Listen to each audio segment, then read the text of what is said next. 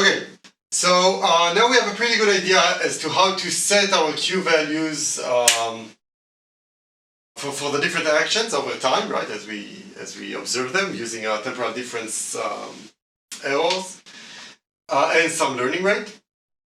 But one question that I would like to revisit would be how to initialize the Q values for those unseen actions that were not seen before. And actually this is quite an important question because the way we initialize these values can have a dramatic effect on our exploration.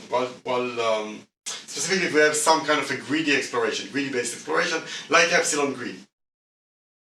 So here's an initial question, or here's an interesting question. What would happen if we set the default value to be the minimal achievable outcome? Okay, so we set it as minus 1,000. I don't know, say we'll never be able to see minus 1,000, the most negative outcome that we'll see is minus 10, but we initialize all of the values to minus 1,000.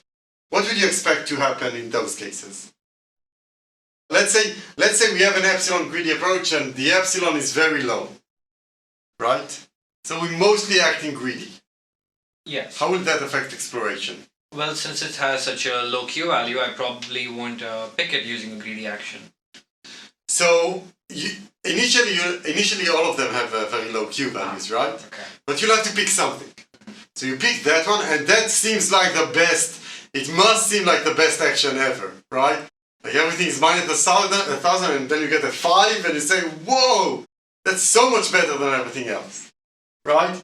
So initializing all of the Q values to be some minimum value might actually be very bad for exploration. You're becoming overly confident about any action that you actually try, right? It seems like a very good action. So we say that the initial value introduced some kind of bias. It might be a positive, bias towards these unseen actions, if you set it with a very high value, or a bias against unseen actions if you set it very low, right?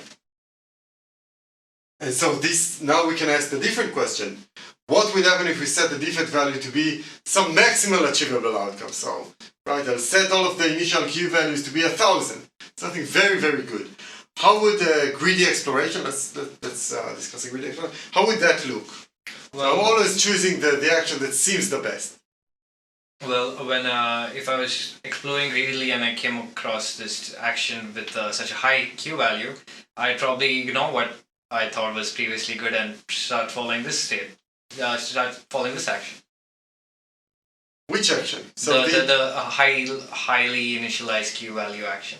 But these are unseen actions. Yeah, so if I were to find this new action, I would prefer it over my low Q value actions, since this is way higher than anything I could have found. Right, so you have some inclination, some bias towards unseen actions, right? Yes. Because they always seem the best. Yes. And indeed, optimistic initialization can encourage exploration. If you set the Q value for unseen actions to be very, very high, you're actually encouraging your exploration strategy to sample, first of all, unseen actions, because they seem like the best action in the world, right? The best actions to take. So this seems like a very promising exploration strategy. And indeed, let's see some results for that. So here, this is the same problem as we've seen before, the same domain. We have 10 different actions to choose from, 10 different bandits. That's our action space. The reward distribution is still some Gaussian, some normal distribution around with some mean that is assigned to each one of these actions. If I remember correctly, action number 3 had the highest expected return, the highest mean value for the normal distribution, and a standard deviation of 1. Right, this was action number 3 had the maximal mean value with a reward of 3. And we are comparing an epsilon greedy approach with an optimistic approach, an optimistic initialization approach. In the optimistic approach, we set the initial Q values to 5, to all of the values, which is better than the best value that you might observe. It's higher than 3. So initially all of the actions seems better than the best possible outcome, right? The best practical outcome that we might see. With the optimistic initialization, we set an epsilon of 0. That is, we always choose the action that seems best at the moment. Okay? So it's a purely greedy strategy. And when we don't do optimistic initialization, well, for instance, we set all of the initial Q values to be 0, we still use some epsilon greedy approach that with an epsilon of 0.1, which in the previous results we saw that performed best, that it dominated all of the other strategies for a 1,000-step learning period, right? And indeed, we can see that optimistic initialization with purely greedy exploration, we always choose the action that seems best, actually performs better starting in some time step, I don't know, 150 probably here. At that time step, we can see that optimistic initialization converges quicker on the optimal solution. Again, of course, it will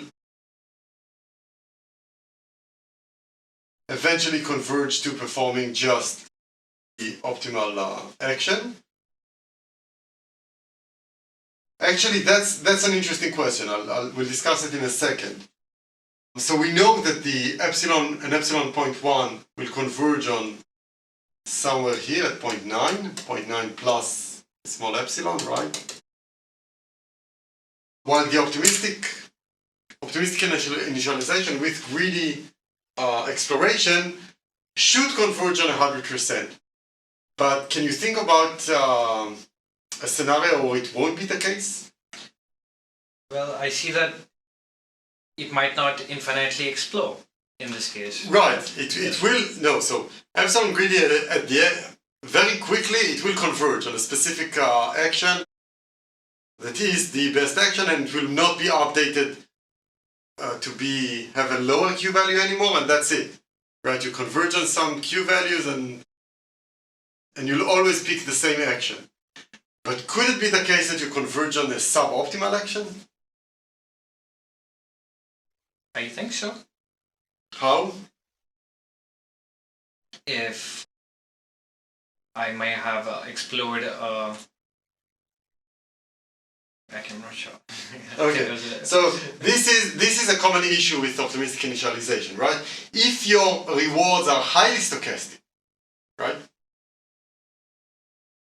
Where, for instance, you have the best performing action, it might be arm number 2 in this case. No, which one? Yeah, it's arm number 2 in this case. However, you initialized all of these values with some optimistic initialization, let's say some Q value here, right? And then you start choosing them, and you choose all of them, but at some point you sample arm 2 with a very low value. It might happen, right? It's stochastic. And you update its Q value to be lower than the mean value of arm number 3.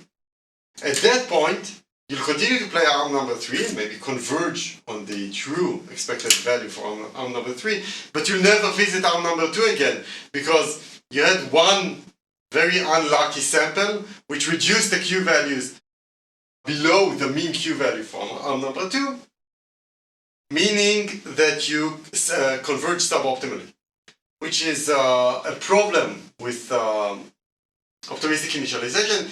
This can usually be solved with a sufficiently low learning rate, but that requires some tuning. And then also, it might still be a problem when we generalize to the more general MDPs, where actually the rewards are not, or the sum of reward is not stationary from a specific state and action pair. So maybe some action might seem very bad at the current time step, but once you improve your policy, it might be the case that it is actually the optimal action to take. We'll see that later on. So optimistic initialization might not be very efficient for multi-arm bandit cases if we have a lot of noise, and certainly they have even more issues when we go to the more general NDPs. We'll see that later. Okay, so this is the same case for highly stochastic domains. Of course, you can think of that. Another good example would be if you want to go from, if you every day you go from your workplace home, and you have maybe 3 different paths of doing it, 3 different routes. And if you choose one route, let's say, and it is the optimal route, that on average it takes you home the fastest, but you chose it once and there was an accident specifically on that route and the traffic backed up, and if you use optimistic initialization to try to assess the utility from taking each one of these routes, and then you had one unlucky sample, that's it. You might reduce the Q value for that route significantly lower, such that you never pick it again, if you're just doing a greedy exploration with optimistic initialization. Okay, so optimistic initialization, as we saw it, it's very powerful for stationary outcomes, but it's unlikely to help with general non-stationary cases. Why? Well, we just discussed these scenarios. And the reason is mainly due to unlucky samples. Okay, unlucky samples, and also, of course, cases where your policy evolves over time for general MDPs. And again, we'll defer that discussion to later on. So as we saw, optimistic initialization encourages exploration at early stages. However, exploration incentive decays over time. And of course, if you have a non-stationary case where one of the restaurants, for instance, has a new menu, you won't be able to discover that because you already converged on a specific action. So, in the more general case, we say that the exploration strategy is required to always explore, specifically for the non-stationary case and for the more general MDPs. Okay, so eventually we want to avoid strategies that converge on a specific action. We want strategies that always sample actions. Actually, as I said previously, we want exploration strategies that do infinite often exploration, infinite often sampling of all actions. This is needed because there is always some types of uncertainty regarding the action value estimates, specifically in non-stationary cases, right? The general MDPs. The greedy actions are those that look best at present, but some of the other actions may actually be better, and may actually become better later on once we evolve our policy. Epsilon greedy action selection forces the non-greedy actions to be tried, but indiscriminately. Right, so this might be not the best exploration strategy. We'll see some other, maybe more efficient exploration strategy. Right, because epsilon greedy has no preference for those that are nearly greedy or particularly uncertain. So for instance, if I have 3 different actions to choose from, I have one action that seems the best at the moment, one action that seems definitely the worst, and one action that seems almost close to the optimal one at the moment. Epsilon greedy doesn't discriminate between the worst one and the one that might be good, and we might want to consider exploration strategies that do take that into account. Can take into account the current Q estimation, and also some measurement of the uncertainty regarding our current Q estimation, right? So those actions with higher uncertainty should maybe be more sampled compared to those that have higher certainty. Right, so as I said, it will be better to select among the non-greedy actions according to their potential for actually being optimal, taking into account both how close their estimates are to being maximal, and the uncertainties in those estimations. Okay, so let's see some approaches that do that.